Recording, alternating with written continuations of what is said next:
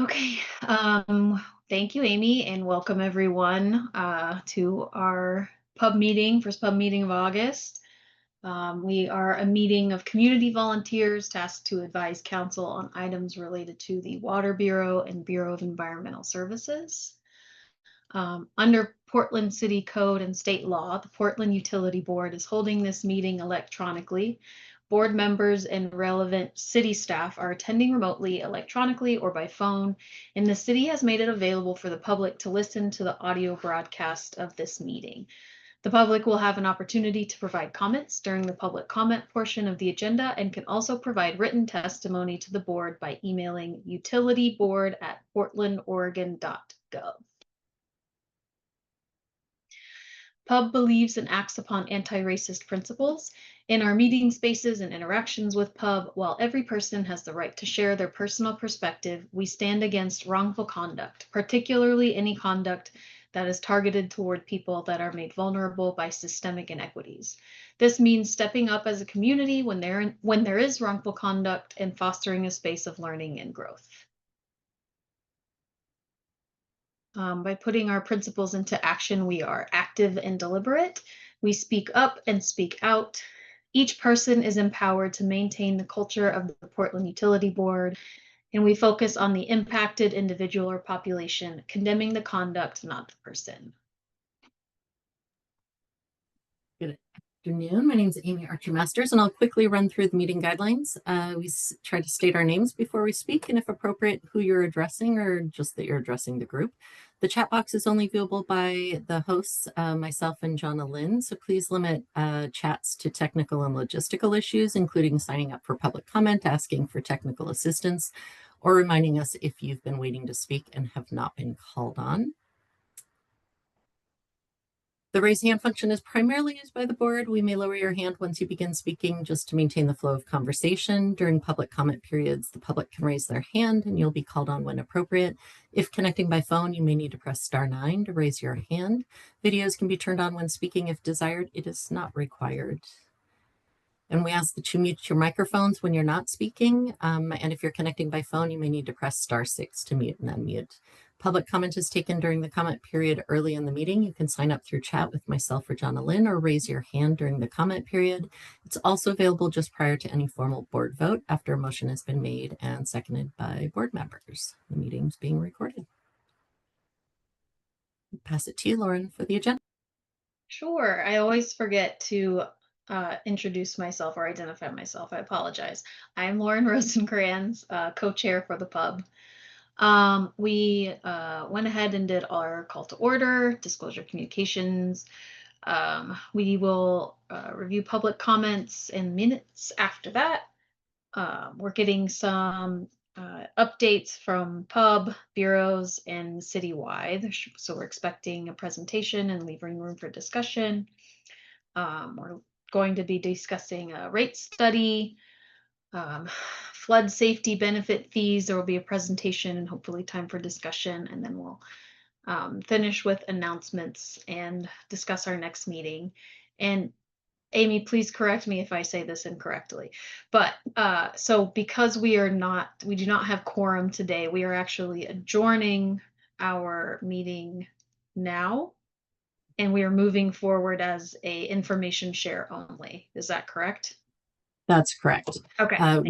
We're technically in this like gray period where we don't have formal new appointees confirmed by council. So by the next meeting, hopefully that should happen. We do have a number of them in attendance today. I was happy to see a lot of folks were able to attend to hear the conversations that we're having today, but we're still going to proceed with the updates and information, and we'll still maintain the recording so that it can be shared with any board members who were not able to attend, but any decisions would be made at a future meeting. Great. Thanks, Amy. So because it's an informal meeting, we don't officially have required disclosure of communications, though we always welcome them if anybody has anything to share.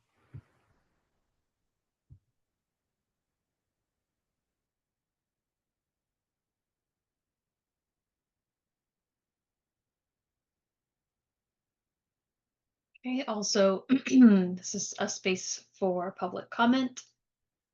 Please use the chat box to sign up to give public comment, and you will be called by name. We can ignore the note today because we won't have any formal votes because we do not have quorum. You can also submit written comment to utilityboard@portlandoregon.gov. I'll go ahead and leave some time now in case any members of the public are here and have comments to share.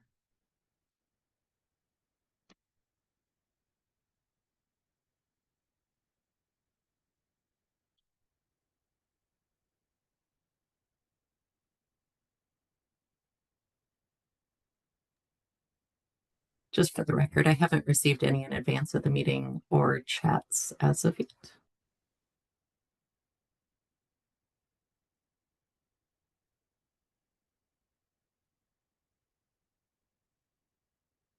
Okay, not hearing any comments. I think we can move on, but as mentioned, if any members of the public are here and have something to add, there are other ways you are welcome to speak up at any time.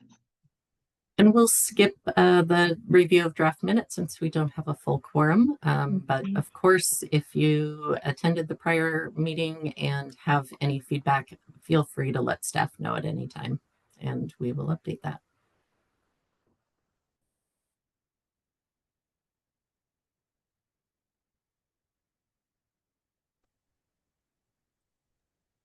Lauren Wilson here, pub member.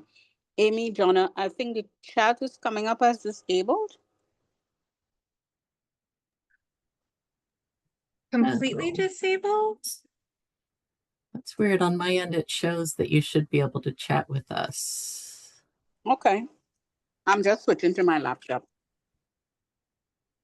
Okay, let me know if that is still coming up. And if anybody's in the room and is having issue chatting with us, please feel free to raise your hand or text the troubleshooting number that is in the invite. And I think I see the issue. Sorry to interrupt. I think so. If you're looking at your chat box up at the top of your chat box, it has everyone selected. And I believe that we have our chats disabled to go to everyone, but they would rather just go to Amy or Jonna Lynn. So if you hit new chat, then you can choose either Amy or Jonna Lynn to message directly. I think But I also- need to update the settings on the Okay. Zoom to make it so that it's only to us. We'll just make sure to save any public chats to the public record. Thank you for pointing that out. So we had a number of staff updates that we were going to share. Although since this is an informational meeting, we also can shift things around a little bit. I do see that we have the Deputy City Administrator, Priya Dhanapal, in the room earlier than anticipated. So I just wanted to, before we jumped into the updates that staff was going to be provided, wanted to check in and see if there was interest due to your schedule in sharing your information earlier, and I can jump to that and then come back to pub updates, but it really is up to you. And because chat's not working great, I'm having trouble getting it myself. I just wanted to open the floor and see Lauren and DCA Dhanapal if there was interest in jumping to that topic first. Hi, Amy. Thank you for the consideration. No, I'm okay with going with the agenda as is. I'm available till 4:30. Thank you. Okay, great. Thank you. All right, Jonna Lynn, do you want to take the lead on the recruitment or do you want me to cover? I can get started on the recruitment. Just kind of a basic update that most of the pub members are probably kind of aware.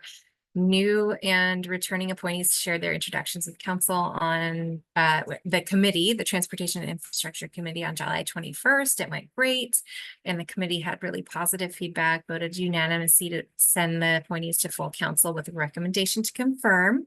And they it's okay. Actually, pub staff probably will not be presenting appointees, but they will be considered tomorrow at the council meeting. And then we'll start doing our onboarding as soon as we can, and with a goal for all of them to be ready and to hit the ground running on August 21st for that meeting. Alexis?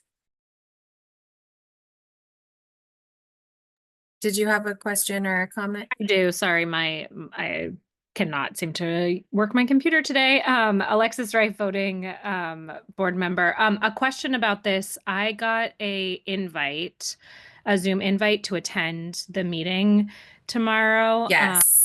So I just wanted to check if there's an expectation for folks. No, there's not. Apologies. You're the one person I haven't checked in with about this. It went out to, I think they just moved all of the folks who were participating in the 21st to the 6th, but there is no expectation that you attend. You're welcome to, listen in or to even attend if you want to as a member of the public, but there's no need for you to participate actively. Kyle? Great. Thank you. Thank you. This is, I've been meaning to send this via email to you, yourself and Amy. But I have in that big old mural board I've been just running for the past year and a half or so. I have the onboarding guide, all the links pulled out if you wanted to like review what was in place before you send it out to the new folks. So I'm happy to send that your way if it's a helpful resource. It's like literally just an extrapolation of all the links. So it's kind of to take you from having to click and think about what is and is not applicable nowadays. I would be happy to receive that from you. Yeah. I'll send the link Thanks, your way. Kyle. Yeah. Thanks so much.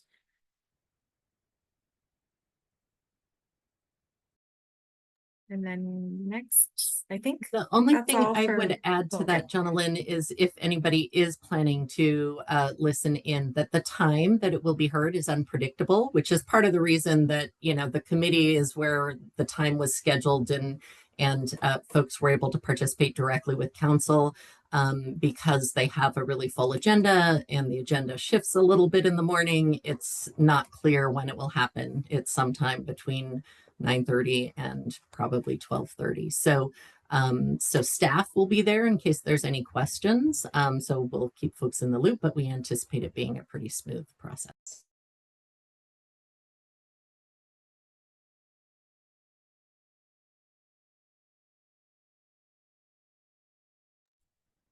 Amy, did you want to take this one? Sure.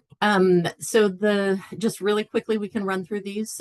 So information has been shared out about the construction resuming on the filtration plant. So just wanted folks to be aware of that. Obviously, there's still, future steps, and we'll be getting more detailed updates from the Bureau as they know more and we do a more thorough update regarding filtration. But at least that initial appeal, reached the phase where they are able to resume construction. So that has begun, and some information is updated on their website if you want details about what's happening currently. In addition, the DCA Donapal and a representative from the recruitment firm met with the pub co-chairs last month to get some feedback. And you also all received a survey about the hiring for the One Water director. And so that process is continuing to move forward. We'll keep you updated as, future steps evolve. And if there's opportunity to hear from candidates or the selected candidate once that moves forward later this year.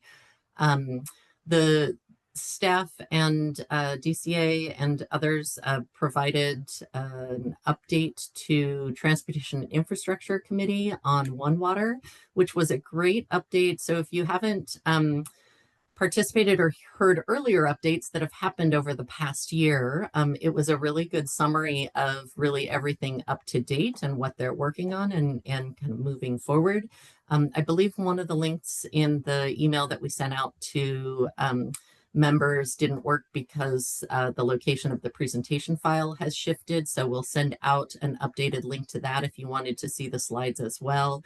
But that information is available, and the video recording link should work just fine. So if you wanted to watch the presentation, it's just a really good overview and summary. And obviously, as that continues to move forward and they move into other phases and there's opportunity for engagement directly with PUB, we will discuss that with you all. And so we did send in Rita had a brief announcement about this update. The city's sort of responding to the changing federal landscape. Essentially, city leadership reviewed conditions tied to new and existing federal grants to determine what citywide compliance will mean for programs and for city values.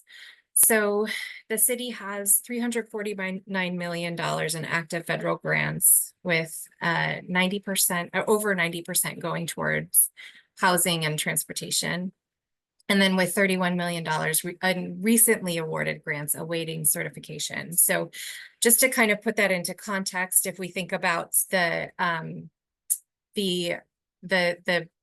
$1 million per bureau, that's sort of $2 million that we were kind of discussing over the budget period, and what the impacts would have been of reducing budgets by that much. We could multiply it by many times to sort of get a little bit of a concept of what that impact would be citywide in terms of infrastructure, jobs, etc. Ultimately, Mayor Wilson signed an executive order to direct the city to ensure that programs and policies do not violate federal anti-discrimination laws as likely to be interpreted by the current federal judiciary. So that's kind of what's happening, is there's a new interpretation of that.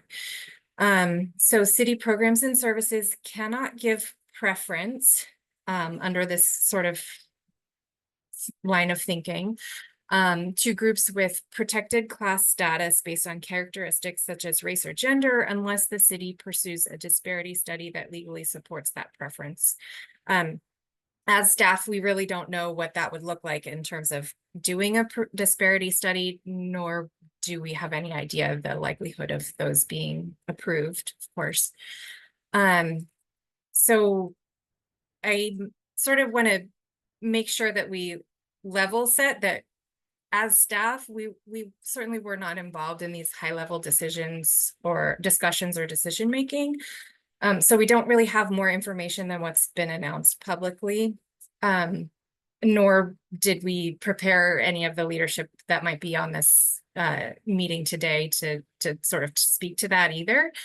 But we will be working with OneWater staff to get information to help PUB understand impacts to OneWater policies, programs, and services, if any. I do want to point out that in his announcement, Mayor Wilson reaffirmed the city's commitment to equity, diversity, and inclusion citywide, but there will be programs and policies that will be updated to meet the guidance. He said that the city plans to build upon existing equity strategies and practices to serve Portland in a manner consistent with our values. I do want to welcome questions, comments, or brief discussion, even though we don't have a lot of time and we don't have many answers. But if anyone has anything they want to share or questions, things that we can take back and sort of try to investigate for you, please feel free to share now, or of course, contact us outside of this meeting.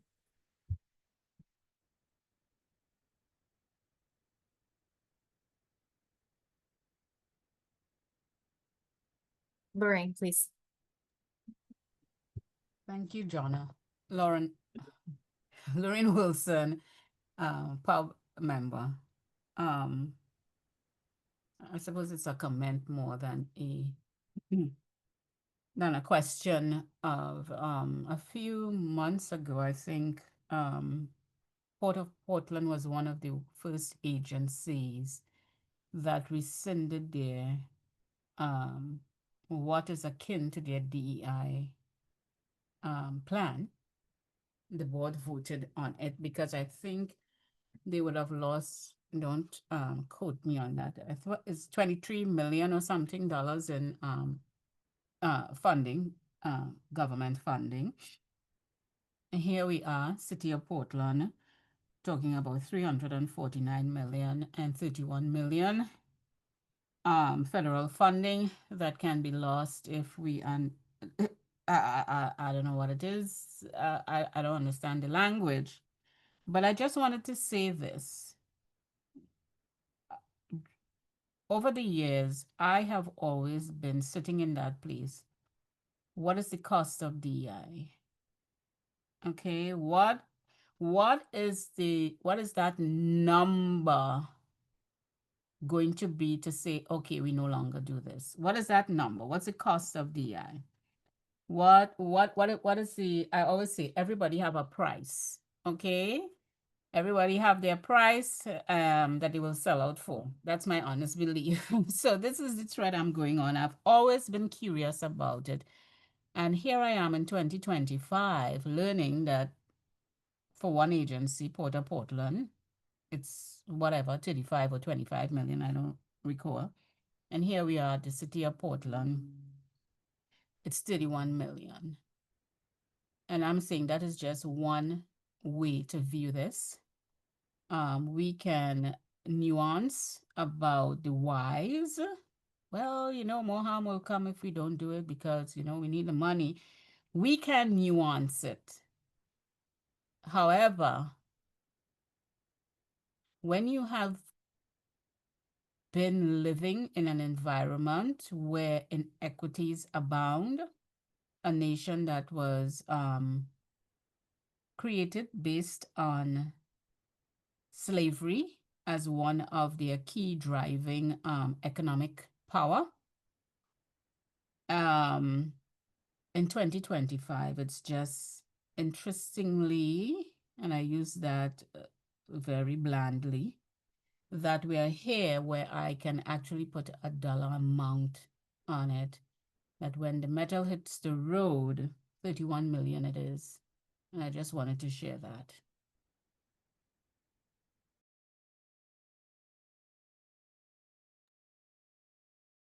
Thank you, Lorraine. Kyle? Thank you. Kyle Chipman, voting member. Thank you, Lorraine, for speaking in such clear terms. Thank you.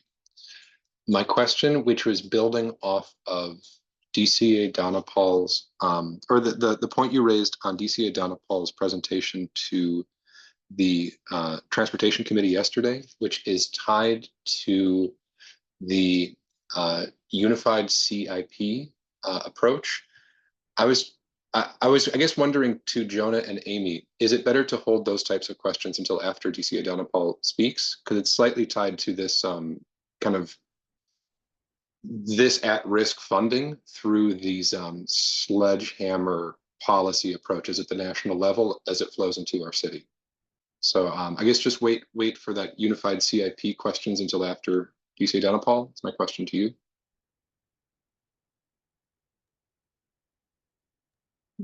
That might be a good idea, given that we have very limited time before our next agenda item. Thank you. Yeah. Thank you very much. I'll hold my question. And thank yeah. you, Lorraine, for raising the point for us all as well. Thank you, Lorraine. Roslyn?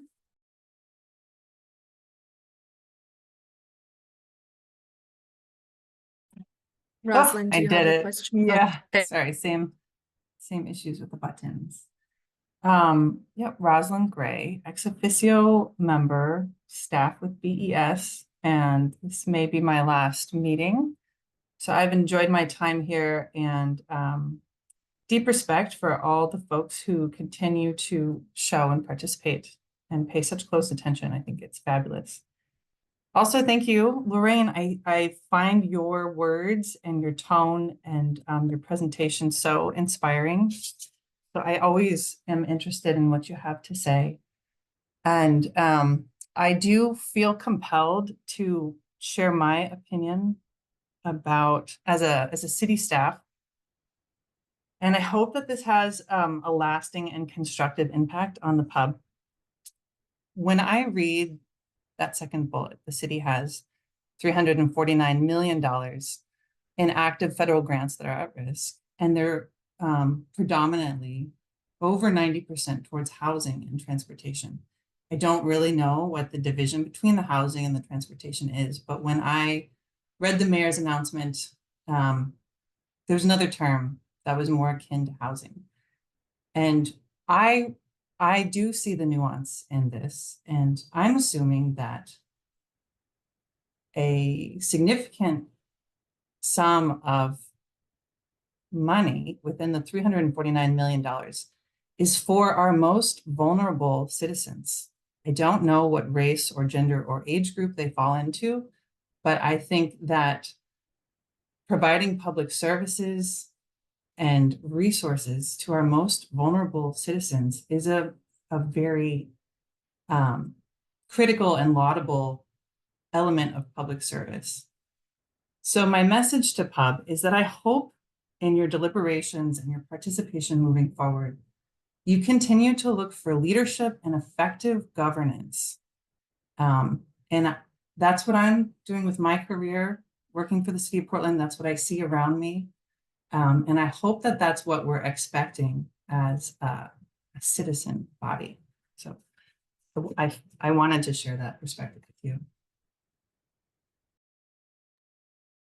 Thanks so much. I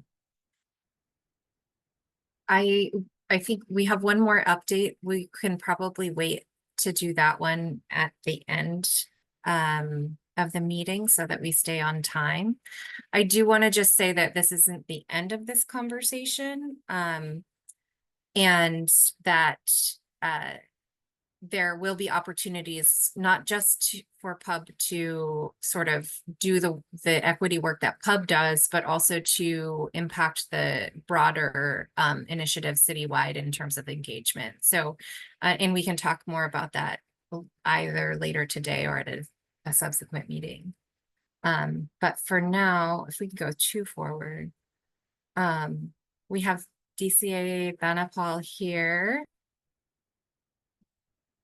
to talk about a comprehensive rate study. Good afternoon. Can you hear me? Yes. Great. Hello, everybody. Thank you for having me here. Before I talk about the rate study, I wanted to give you a couple of quick updates. Is it okay if I share updates about the One Water? Yes, Of please course. do. Great. Thank you. Appreciate that. I want to begin with gratitude. Thank you for engaging with the person from the recruitment firm, as well as me, and providing input. And then thank you for your survey as well. It will be very helpful as we go along the recruitment process for the Portland Public Utility Director. So I'm really appreciative of that. What I wanted to share is that we are moving the recruitment for the director was posted yesterday, and it's live. It is on Motus, Motus's website. So it's motusrecruiting.com.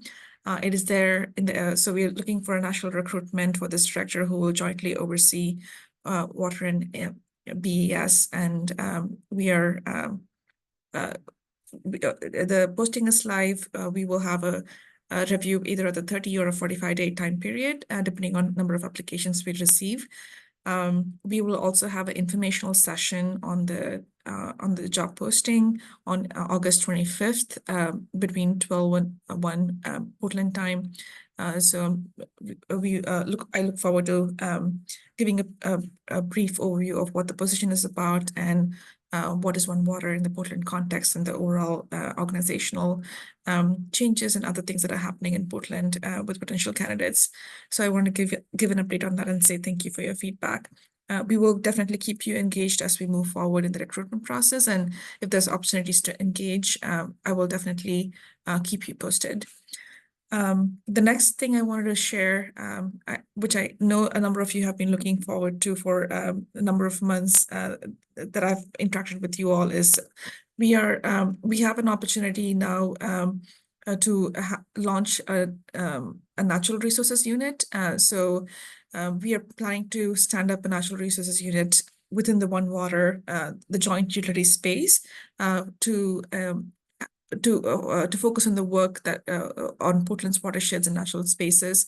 So we've done a lot of work on visioning and planning and cross-peer collaboration for over 18 months, and then we are going to use that work and build upon that, and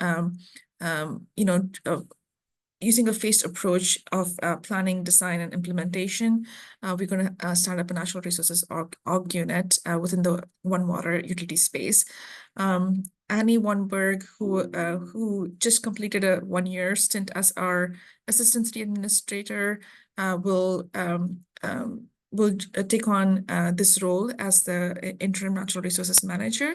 Prior to being the assistant city administrator, she was working for this BES, where she led the city's efforts to clean up the Willamette River from 2014 to 2024 for almost a decade. And she's in her most recent role, she's helped establish the Portland's new form of government, and she's also overseen several central programs that lead the city's approach to communications, engagement, sustainability, and government relations and homelessness.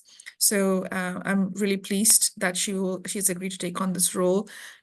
She's taking a well-deserved break, and she will join in early September, and we will make sure that she will engage with the relevant staff from across the 4 infrastructure bureaus whose work intersect in the natural resources space, and she'll work together with them and help shape this new org unit. We don't anticipate staff moving into the org unit immediately. This will be a multi-year process with initial planning phase beginning in September. As of till we have the new Portland Public Utility Director in place, Annie will report to me. The Natural Resources Manager will report to me. But once we have the new director in place, the Natural Resources Manager position will report to the director. So those are the 2 key updates that I wanted to share with you, in addition to the rate study information as well. Do you have any questions on that before I proceed on the rate study?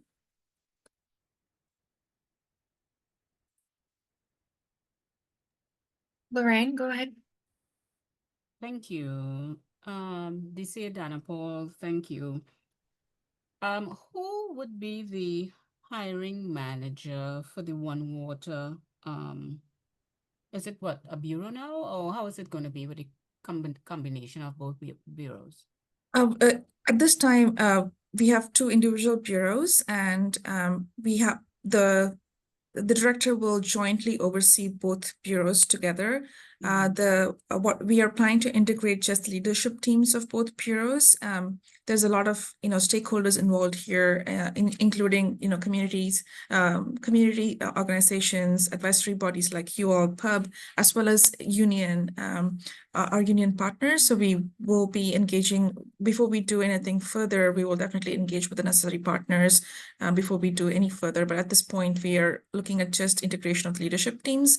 When you're trying to align strategy, it is good to begin at the top, where if the leaders can be aligned, then we can look at how we can solve for problems together and plan for a future together as well. Yeah. And sorry. Yes. Who is the hiring manager? Yeah, thank you. I realize I missed. Thank you for asking again. No problem. I'm going to be the hiring manager for the director position, but we will of course the mayor and the city administrator will have a significant role in making sure we have the right person for the job as well. Okay, that was my second question. Who has the final say? The mayor and the city administrator will have the final say on the position. Okay, and then my second question is regarding the natural resources manager. Do you all intend to have a national search for this position, or was that considered? How did you all get to appointing Annie? I missed her last name. I'm just curious.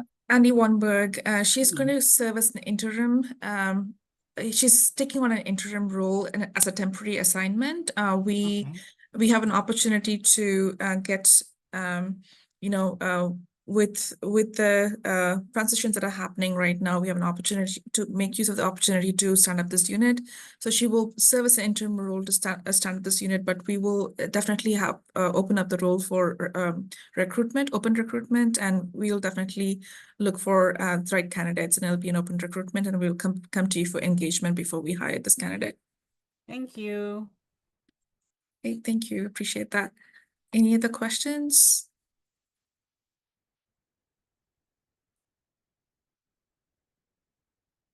All right.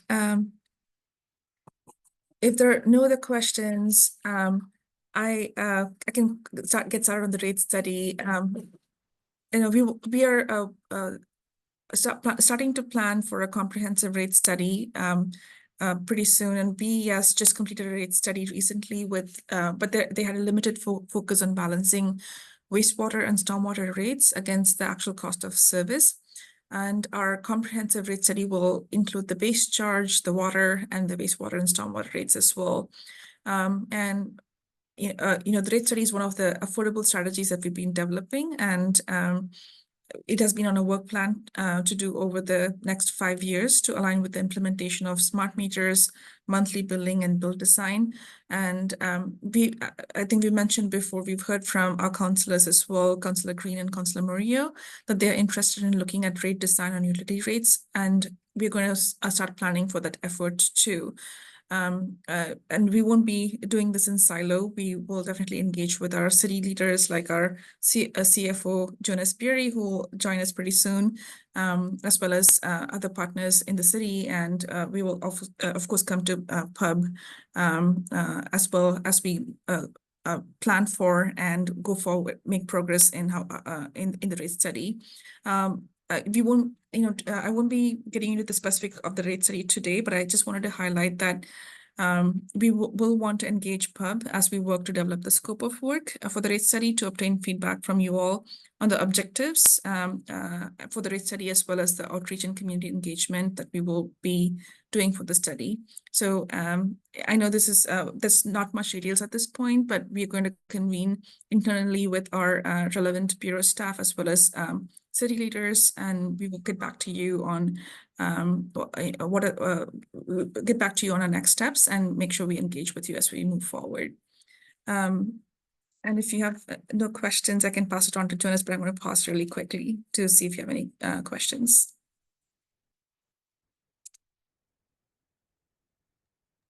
Kyle Chipman, voting member. Thank you again for attending DCA Data Fall. And this is the point I was raising a little bit ago. In watching your testimony or presentation to the Transportation and Infrastructure Committee back on the 21st of July, I was so excited to see all the updates around the Unified Capital Improvement Program. That's awesome. And I was just curious, as you enter this third phase of strategy development, is that purely like functioning at a leadership level? Is there opportunity for engagement with PUB? It just feels like it touches on so many different aspects that are a lot of exciting potential, and how can we be engaged in this period? Thank you for your interest. I'm all, it's always energizing to see the interest that you have in the many in the work that we're doing, whether it's rates or CIP. We absolutely will come to PUB and our other relevant stakeholders to give them an update on where we are at. At this point, we have a current state of the Unified CIP. We will look into what a future state will look like, and we'll definitely give you an update. We want to make sure we share with our staff before we can come out. We are engaging with a select group of people at this point to get their feedback, but we want to make sure our staff are aware before we can come and share with PUB. But we will definitely make sure we get your inputs as we go forward with it. Understood. And thank you. And it's very exciting. I agree. It's one of our top initiatives for public works service area.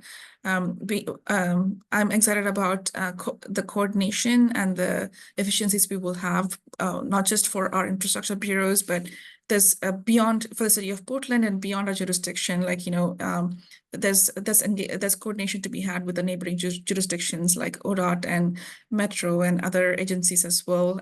So there's so much that can be done, and I'm really looking forward to all the possibilities and opportunities.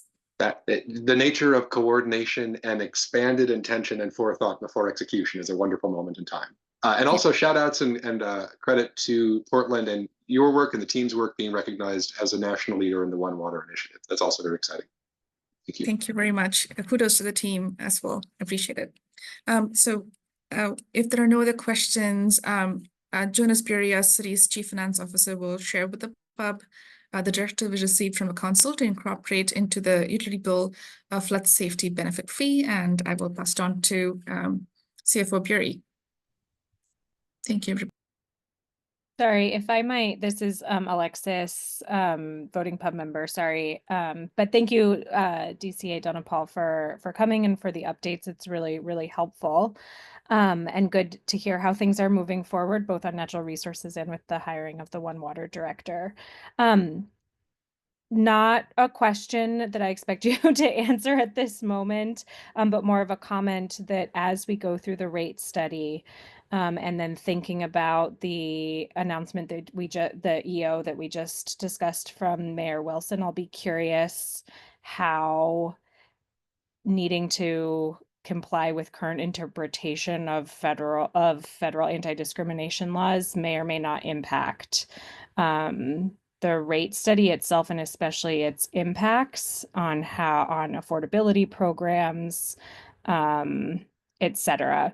And so just something that is kind of swirling around in my mind. It's not a a sure question really at this point, but I'll really be looking forward to hearing more from the bureaus as we move forward about how these things are interlinked, and how decisions on rates and especially on affordability programs within the city might be impacted by this. So thank you for the update. Appreciate it. Thank you. Thank you for sharing that. And that's a very, very good thought. And those the thoughts and questions that are in many people's minds. And I appreciate you raising it. And you're right. We probably will have to get back with our teams and our city leaders before we can come back to you with the formulated answer. So thank you for raising that. And we will definitely continue the conversation as we move forward.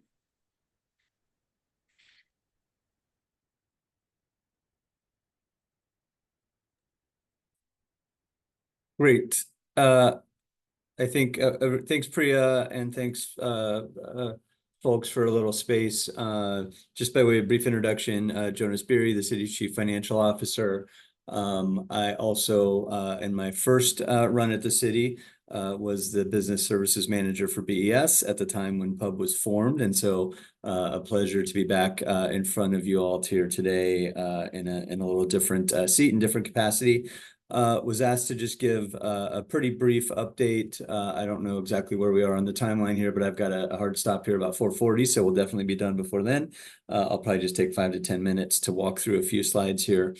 So if you can move to the next slide, please. Yes, just roadmap. We're just going to share some information about a fee that exists, information about a new council directive, and a timeline for action related to that. And then happy to answer questions and talk about next steps. Next slide, please. Just a couple of quick slides to tee up what the levy itself is. So kind of a traditional earthen or infrastructure levy that separates the Columbia River from the infrastructure here in the city. And maybe, well, maybe I'll say it's kind of a long existing levy, formerly encompassed within multiple drainage districts, kind of an old antiquated statute that created those drainage districts. Often before a lot of the infrastructure that exists now was around. The levy itself extends, at least relevant to this, the new district on the east out to Troutdale, all the way westward to Sauvie Island. There's been a long-standing effort over the last couple of decades to assess the condition of that levy, involvement, of course, from the state, from Metro, from the Army Corps, and many, many others, City of Portland included. And the goal is really to just ensure that there's a functional levee in the event of a major flood event. The one, of course, most folks are familiar with is the Vanport flood many, many years ago, and the devastation that occurred related to that. Next slide, please. A few statistics, I won't go through them all here, but just a summary of some of what the system protects.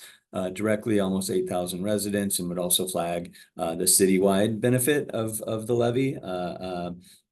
Portland Airport's there, many, many jobs, drinking water protection, major highways, parks and natural spaces, all of which benefit residents even outside of the immediate floodplain. We need functionality of all those areas to have a functional city. Next slide.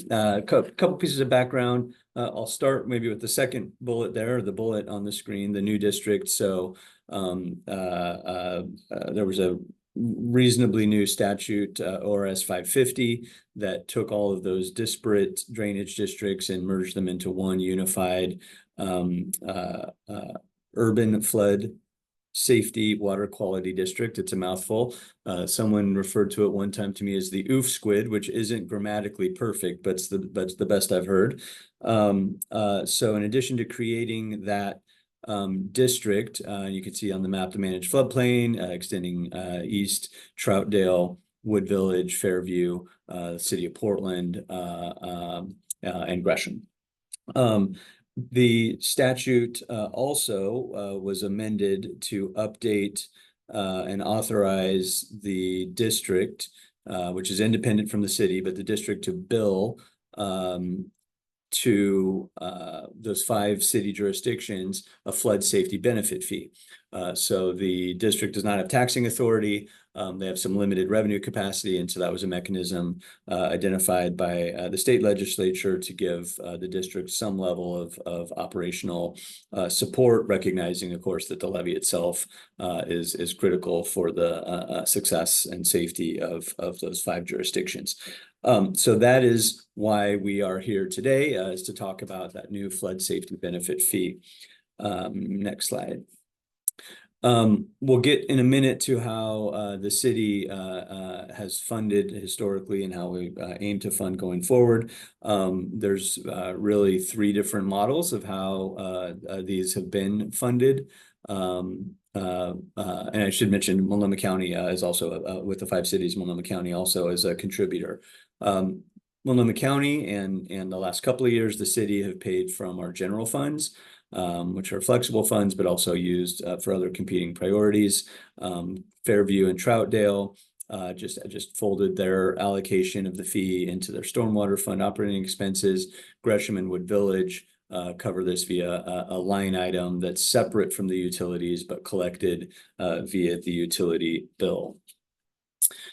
Next slide.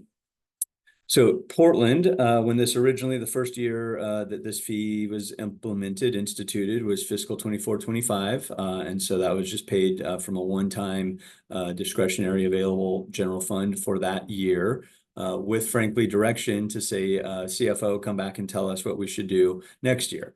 There was some assessment and the determination was let's continue paying it out of the general fund and let's assume it's an ongoing cost. It increases a little bit. The statute allows it to increase essentially at an inflationary rate. So it does increase at that rate annually. So went up a little bit in 25-26. And then so those costs being under the assumption that they were, a citywide benefit were dispersed across all of the bureaus citywide. Sort of says paid out of the office of the CFO here. What that really means is it's just managed. The funds are collected from bureaus citywide, and then essentially the CFO office just administers that payment to the bureau. The fiscal 26-27 budget assumes implementation of the new fee. So current year, right now, starting July 1, still paying out of the general fund. And maybe it's a good move to the next, bump to the next slide. In this year's budget, City Council gave a note, a direction that rather than treating this as an ongoing general fund expense, that we should treat it as a one-time expense continuing for this year, but with direction to incorporate a new fee, sort of an on-bill fee, similar to the city of Gresham and the city of Wood Village, at least a similar in concept, little different in form here, but so that is the assumption now, assigned myself, the CFO, to identify, working with the bureaus and other stakeholders, the recommended methodology and a plan to implement for July 1. And so we'll have a little calendar about the next steps here.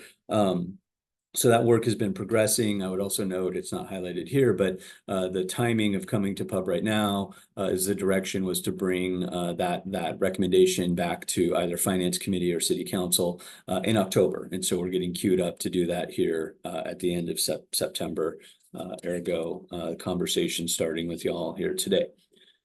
Next slide. Why the utility bill? I won't read through all of these. You can see them, but essentially after assessing other options and honing in on this, it's legal, it's implementable with relatively low cost. We don't have to create a new collection infrastructure. It can be managed through the existing billing platform. It supports that citywide benefit by essentially applying it to all residents with the utility bill as a proxy for being a resident or business or user of the system in the city, and it's stable. It's a mechanism that's consistent with a stable funding source. There are, of course, a few drawbacks, and so appreciate your thoughts and feedback on that. I would say it's been a really great team. Obviously, we have a couple of folks from Water Bureau and BES, representatives from our Revenue Bureau, our Budget Office. We invited Transportation to participate as part of the Public Works service area, just to get that perspective. We've had our communications and community engagement experts kind of gearing up to assist with doing some of that work as it rolls out. I may be missing a couple other folks, but it is a well-rounded internal team. Next, and I believe maybe last slide here, is just what does that look like to implement? I think the schedule is a little bit outdated, but coming to council committee at the end of September, potentially council, we aim at council in October, which then allows time for the Water Bureau team to scope requirements, to begin work on communications, do any updates to the administrivia of code, etc., and then really build and configure the system so that fee can begin in July. I'll pause. That's kind of what we have to present today. I know there's representatives from Water Bureau on as well. I'm happy to answer any questions, or if folks from the Water Bureau have anything that I missed and you'd like to add, please feel free.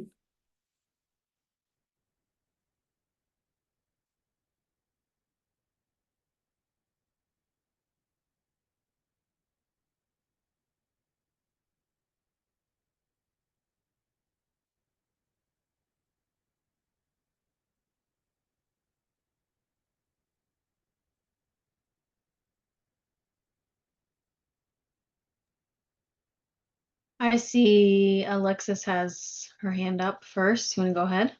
Sure. Hi. Thank you so much for this update and for the information, Alexis Rife, voting member.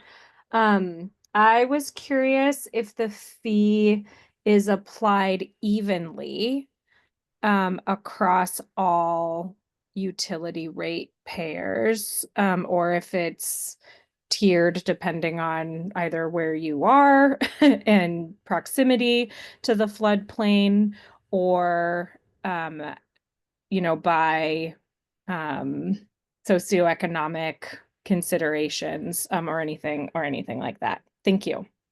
Yeah, it's a great question, and folks from Water Bureau can jump in too, but so it's not scaled by geography, but it does look at a sort of modified or different method, calculated methodology for residential, for multifamily, and I believe there's the current vision is a couple different flavors, one for small multifamily, one for large multifamily, and then commercial has a slightly different methodology.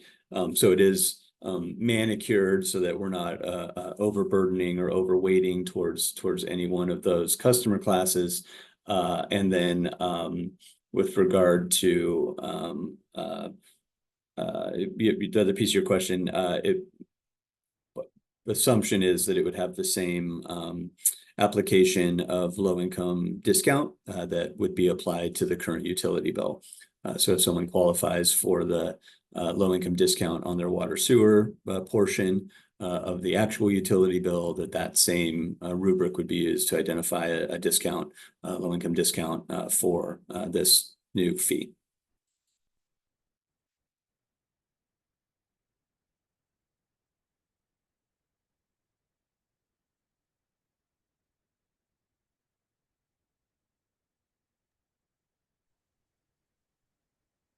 You want to take the floor, Lori? Oh, sure. Lorraine Wilson, voting member PUB. Thank you, Jonas, for the presentation. So I'm going to go to the breakdown. Let's start from I, as a consumer, is going to see this additional charge on my bill sometime. How do you explain that to me? Why would I want to pay for some floodplain levy where we haven't seen a flood in the last, I don't know, there's climate change, the economy is going south quickly, and you all are coming after the fact because I'm not seeing any on this action implementation, any, and you mentioned it, engagement with community and all of that. Make me make sense of this. Sure. Yeah, it's a very good question. This is obviously a very brief conversation without a lot of the context, and I sort of skipped over the 20 years of work that's occurred to kind of get to this district now. The genesis of that conversation is a lot of data about the weaknesses in the current levy and the risk. You mentioned climate change as one, the risk that we could be subject to a large flooding event. And in the event that that would occur, there are weaknesses in the levee and areas where that flooding would occur. So that's a simple answer to that question. On the kind of why pay for it, I think there's a couple of answers that I would give to that. One is that, we've already actually kind of been paying for it. It's just been a little bit hidden in that we're already as regional residents, contributing via, in fact, if we just pick the general fund as a resource, the city, us, all of us are paying $5 million a year for this fee. The legislature said we have to, it's not discretionary. And by paying it from the general fund, we're essentially have less available to fund things like parks and public safety and other priorities that we have as a community. So we're kind of implicitly paying the cost by it offsetting those other resources. The other kind of component to that is the nexus to that citywide benefit, right? I mean, we know we need to maintain this for things like flood insurance and a viable transportation system that really benefits all of us. And so that's the kind of the citywide element is if not for the functional levy, we would have a much different matrix of citywide expenditures and risks that would also entail significant cost. So, Kyle, I'm not just, there's a follow-up question to it, which you kind of answered. So we have been paying this $5 million or how much for the last, how many years? This year is the second year. So the legislation passed, I believe, in 2023 legislative session. And so fiscal 23-24 was the first year. 24-25 was the first year that we had to pay this. 25-26 is the second year. So prior to that, the levy was there, and who took care of it? It was the disparate, multiple, very small drainage districts that were responsible for it. So kind of the precursors to the current combined district. And part of the reason we are in the condition that we're in now, or the levies in the condition is now, is because they didn't have any resources to really maintain. They had very few resources to maintain and operate that levy, which contributed to its significant decline over the last many decades. And the amount, the 5 million plus amount is based on what matrix? That's a great question. It was identified in the legislature based upon kind of the anticipated operating expenditure and the needs of the district, and then distributed among the jurisdictions, basically based upon population, and then identified as an escalator as the legislation says it can escalate annually at an inflationary rate.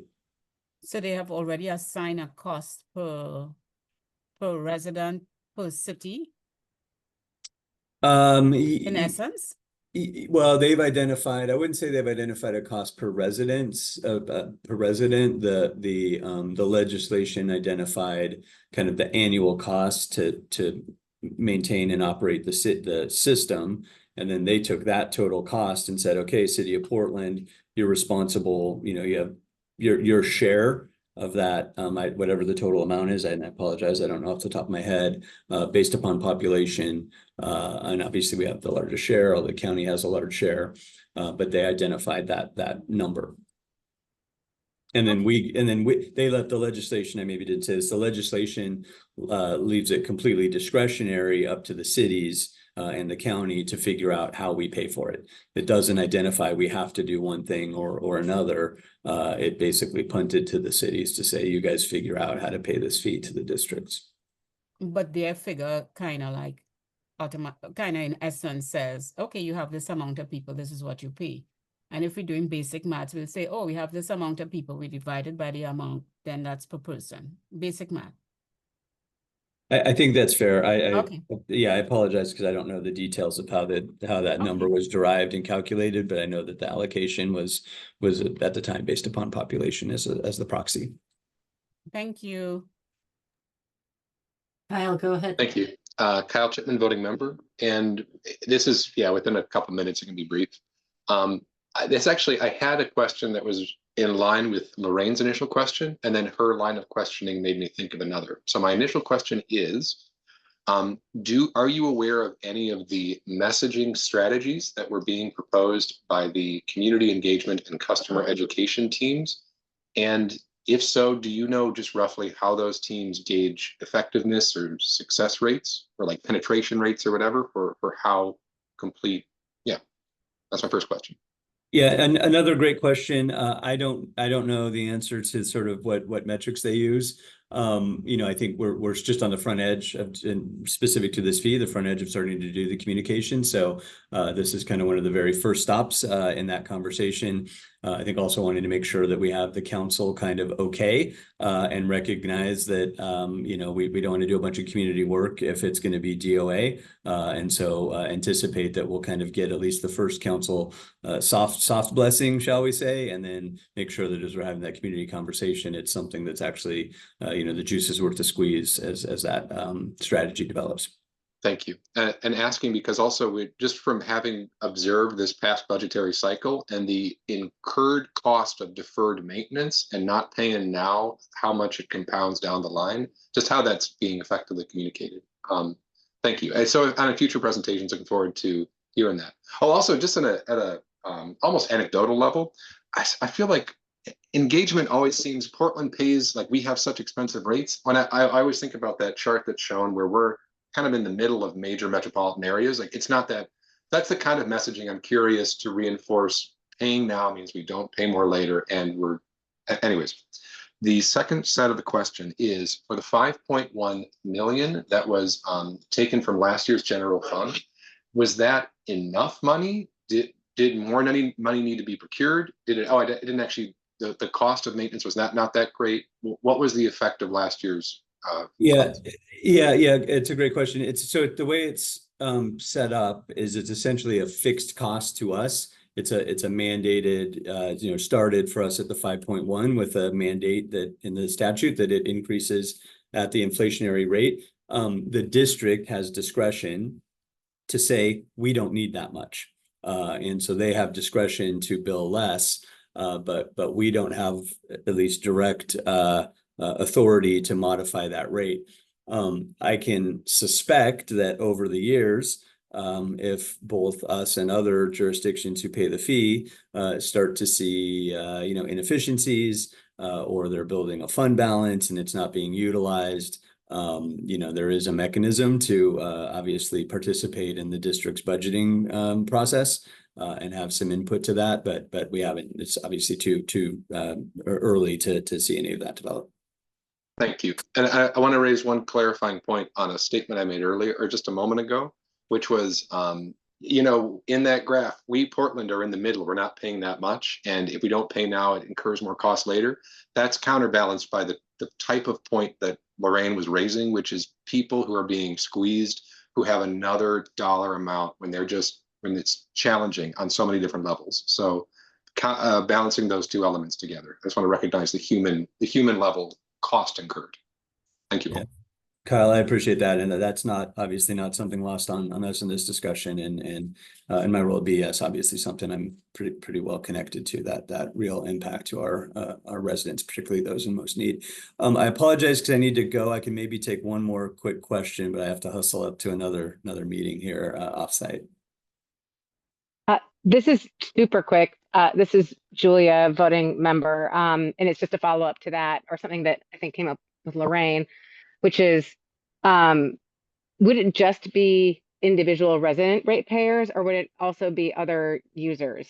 I think that is there more nuance to it than just it's population based, but it's like, are there other people other than individual residences who would be paying this fee? Yeah, so the allocation is population based.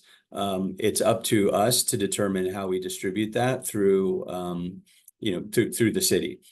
So the kind of preliminary intent around the proposed methodology now is that there would be a component that's directly applied to residential utility customers. Is kind of, these are in combination, these three things are the proxy of kind of all Portlanders. So one slice that's sort of specific to residential customers, one slice that's multifamily, and I think again kind of two flavors, both small and larger multifamily, and then a slice that's directed towards commercial. So in that way, hitting all city city beneficiaries, whether they be commercial or residential via multifamily or single family. Yeah, that was kind of what I was trying to get at, was that there would be commercial Yes, entities paying into it, not just individual residences. Okay, yes. Thank you. Yes, correct. All right, apologies to have to jump. It's a great conversation. Appreciate the questions, appreciate the work you do. Happy to come back and talk more if that's appropriate. And thanks for a few minutes here today. Appreciate your time, Jonas. Thank you. Thanks all.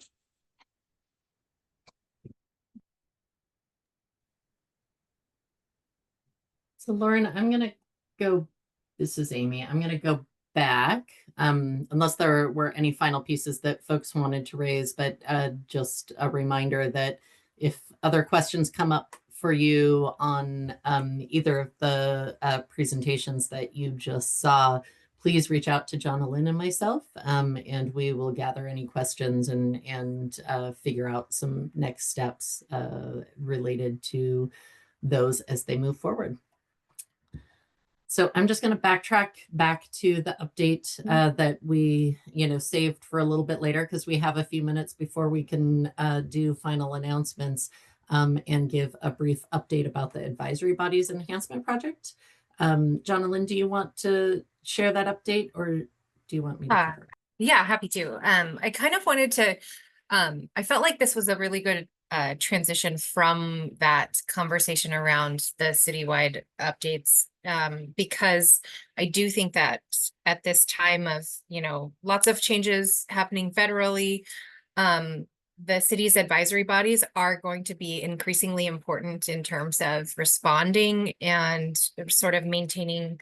I don't know if I would accurately say that they're parallel structures, but structures that are somewhat independent of specifically of the city's, you know, what's written in the city, you know, projects or programs might be one thing, but the advisory bodies' equity goals can transcend that, right? Sorry, I'm having trouble seeing for some reason, every change, my window keeps going to a different size, fit to window. There we go.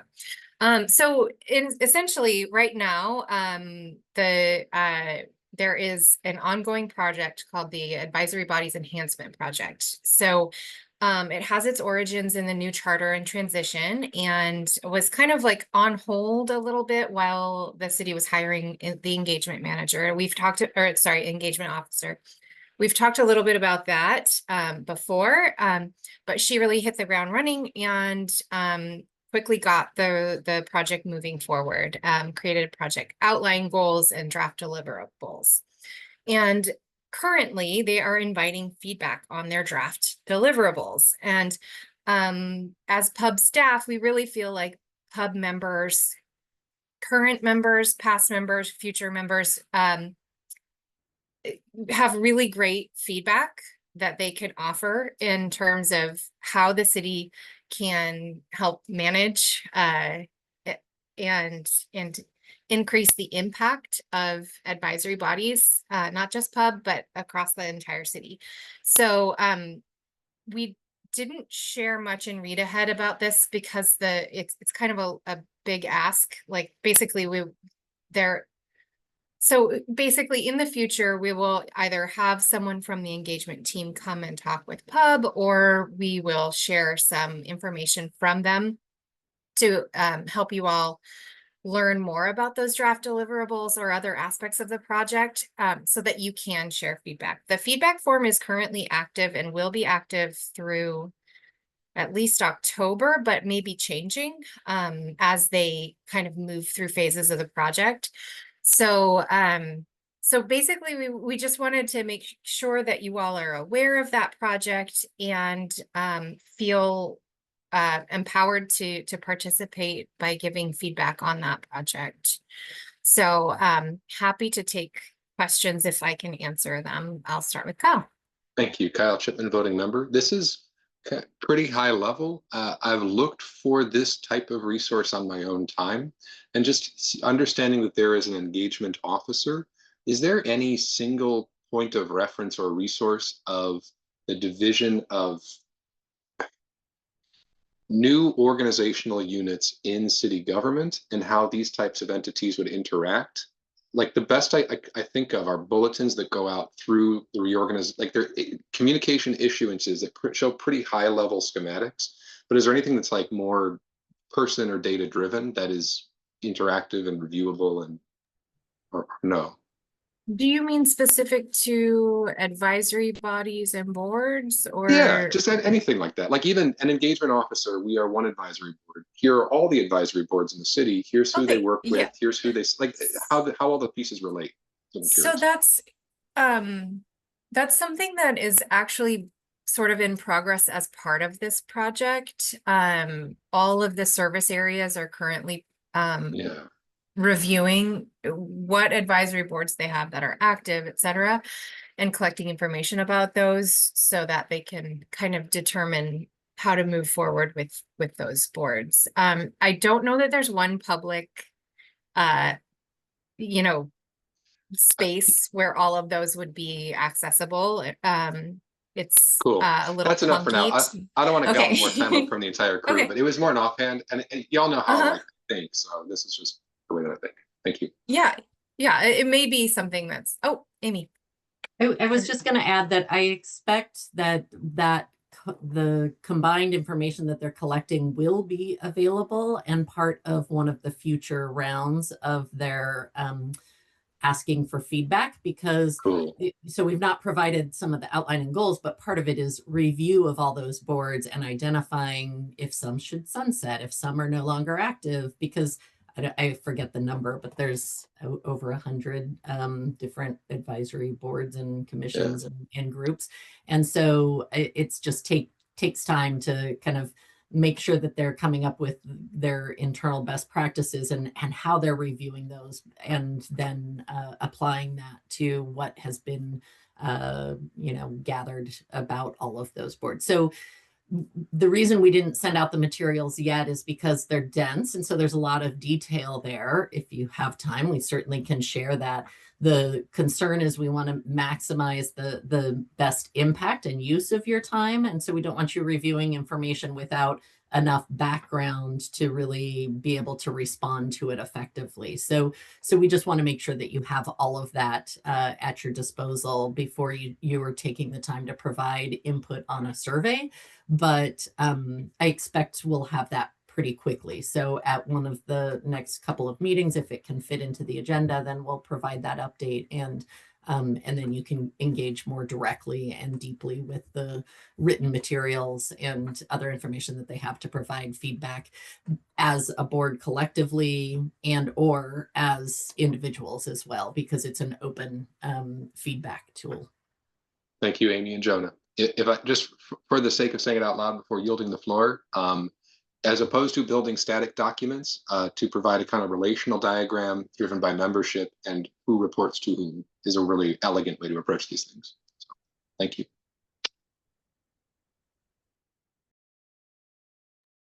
Lorraine. Lorraine Wilson, PUB voting member. It's interesting watching this engagement officer. Amy might recall that there was a bureau that was specific to doing this kind of work. It was known as Civic Life. And there has been a lot of work that has been done in this space. And for some reason, the city always seems to want to reinvent the wheel. And we've heard it from community. We have heard it from Portland residents.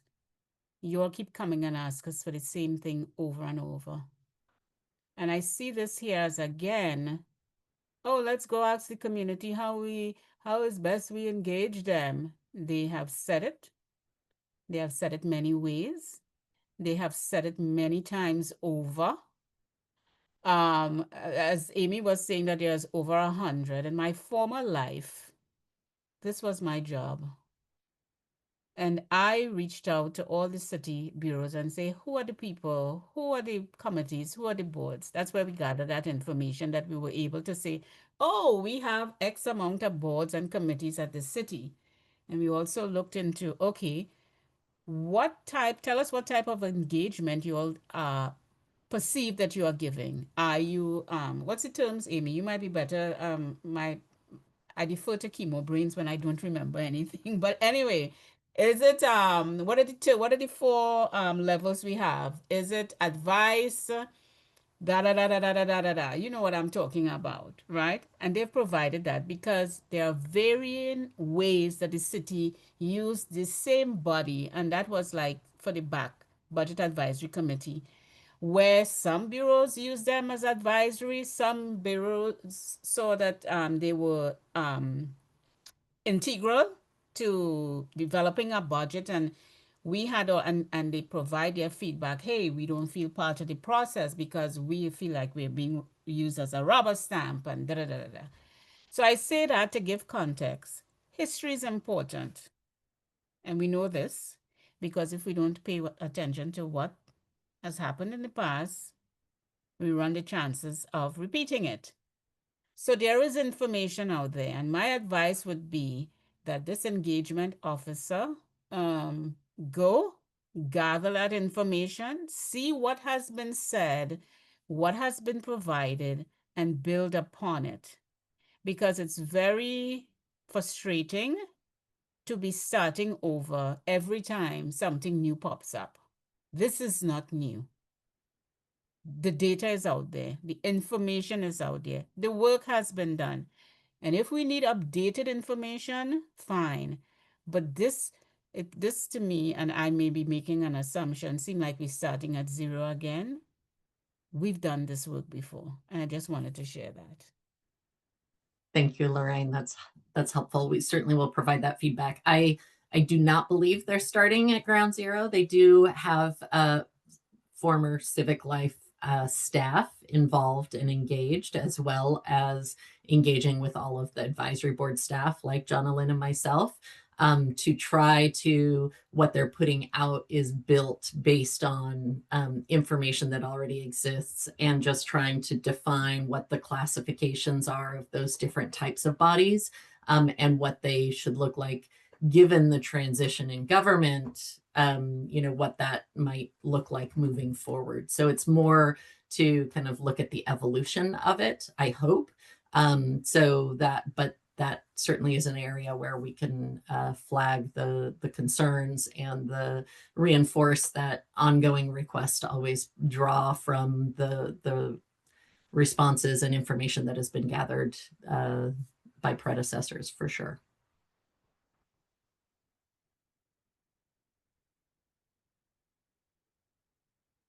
All right, seeing no other hands, I will jump to the other announcements that we had in our final minutes. So just very quickly, what is it? System or service? System development charges, SDC. Sorry, I put the acronym on there and then I always get the S wrong. So the system development charges that have been discussed in prior meetings, particularly during the budget process, just wanted to flag that as anticipated and that we knew was coming, the exemption went before council and moved forward at their recent meetings in July. So just wanted to make you aware of that. Obviously, even as it continued to move forward, there was acknowledgement from council and speakers as they were voting on the need to kind of monitor and identify what outcomes are being achieved, and with the hope that it's actually achieving what their goals were for increasing development in the city. So that will be something that we'll continue to monitor, certainly as it impacts the One Water Services and the work of the bureaus. The Administrative Review Committee next meeting is on September 9th. Sorry, yeah. not the next meeting. Alexis is already signed up for the August meeting, which is a week from today, August 12th. But I need a volunteer for September 9th, so please let me know. All right. Certainly for the new members, as you're coming on board, we will go over in onboarding what the Administrative Review Committees are. And as your availability permits, it's really great to shadow another member when they do their Administrative Review Committees, just so that you can see how it's run and get comfortable being that voice in that room. They're really pretty easy to step into and a great way to engage directly with the practical rubber hits the road. People are getting bills and they have concerns about them. So they're a great opportunity for having a voice in that setting. Stipends, for those of you who are in the first run, please double check, make sure you received your payments if you had requested one. There's still some in progress and some who opted not to participate. So just let us know if you were expecting payment and haven't received it yet, so that we can track down our end and make sure that everything went through smoothly. And then the final piece is that the Parks Levy moved forward and was referred to voters. So that will be moving forward in November as connected to Public Works service area. Now that Parks is part of the whole group. Anything else from the group as a whole for the good of the order before we close? Thank you, everybody, for joining us today. It was really helpful to have a lot of voices in the presentations. We do hope that as information moves forward, that we'll be working on the onboarding with new folks, so that by our next meeting, assuming all goes as planned, that we'll be back up to more easily achieving full quorum where decision making can happen, and that it makes it easier to spread the work among you all. So we have some stuff that we always do at the beginning of new folks coming on board. Obviously, opportunity to engage and get to know each other a little bit in this setting, and work on the annual review of some of the key foundational pieces like the anti-racist principles and bylaws and codes. So we'll have some conversations about those fundamental pieces. As well as identifying priorities for the upcoming months. So we will stay in contact with the Bureau leads as well about those key big projects as they move forward, particularly if there's something that we need to make sure that we're making space for on these upcoming meetings to meet some of those deadlines of going before council in September, October. We'll also be working on our annual report, which we finalize in September per code. We want to get that submitted timely, so we'll be working on that as well. So be looking for drafts of that as we move forward in coming weeks. And we look forward to engaging with all the new folks too. So with that, technically the meeting was adjourned when we started, but that's all we have covered or on our agenda for today. So we look forward to meeting again later this month before summer ends. Thank you, everybody. Thank you.